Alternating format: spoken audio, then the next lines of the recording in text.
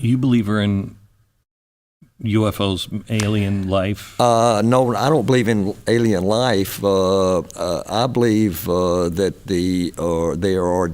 God showed me a specific answer to two prayers, that they're demonic, and that they're demonic beings that make an appearance and appear to be real, and they are real. Satan, Bible says, Satan can appear as an angel of light. So they can appear, and so nothing human can make a 90-degree turn at 3,000 miles an hour and survive. And so they have these, and I think the purpose is to draw you away from the real God and say, look at us, and this is where you ought to be, because we are superhuman and we can do it. So that's my feeling. People laugh at me generally, but I'm not going to be. I don't care. Because, I love you. I love you. Yeah, God He's answered prayers, my prayers specifically. And so I said, and I get laughed at when people say, well, that's what God told me, so I'm going to say that they're demonic beings, and there's not any extraterrestrial, not superhuman, but other civilizations out there that are farther away from us.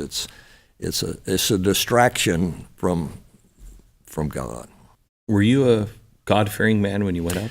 I was a Christian. I claimed to be a Christian, but it was a mental assent and not a heart assent. And so I don't know where I would have stood at that point. I know I wasn't walking as a Christian. I was going to church. We faithful churchgoers, and since we got married, and but it was later on after the moon flight. I was 36 when I landed on the moon. When Apollo was over, I was 37, and the thought occurred to me, I'm 37 years old, what am I going to do now with the rest of my life? And I had no peace, and my marriage was falling apart. And so things were pretty bad until 1975, when my wife became a believer after a Faith Alive weekend at our church. And so she changed. I watched her change, sadness to joy in 2 months, and it was real. 2 years later, I made that same decision, and that began a healing in our family and a healing in our marriage, and saved our marriage. Jesus did, and so we've been walking with the Lord, and I know now. So that after in '78, when I made that decision. And Jesus came from my mind to my heart, I experienced peace. And it was just incredible. And I knew that I'd made the right decision. So we've been walking with the Lord ever since. And we have a Christian ministry called Duke Ministry for Christ that helps with the finances, but it doesn't, it's not a big organization. Right. So we told the Lord, He said, if you keep giving us invitations, we'll keep going. But we don't go advertise for invitations. So, Charlie, my dad was, it might have been his 70th birthday. And he told me when I was young that he was born in 1926, I think, 23 or 26. And he said, Glenn, we never even considered going to the moon. That just wasn't even real. He said, that might have been later movie stuff, but nobody ever really thought about going to the moon. And one of his biggest days was just watching the moon landings. Yeah. And he never got over that. And on his birthday, it happened to coincide with a meeting that I was having with Buzz Aldrin. And so my dad and I went out to lunch with Buzz. And afterwards, he said, I said, how was that, Dad? He said, that was one of the saddest things I've ever experienced.